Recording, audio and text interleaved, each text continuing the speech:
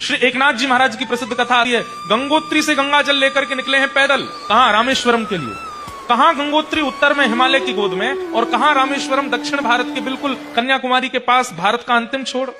इतनी लंबी पैदल यात्रा क्यों कर रहे हैं? कि मैं अपने हाथ से लिया गया गंगोत्री जल स्वयं रामेश्वर भगवान पर डालूंगा। महीनों चलते चलते चलते चलते जब रामेश्वरम पहुंचे, सामने मंदिर दिख रहा है रामेश्वर भगवान का, और उसी समय बस नृत्य करने लगे। मेरी यात्रा पूर्ण हो गई, अब मैं रामेश्वर भगवान पर गंगा जल डालूंगा।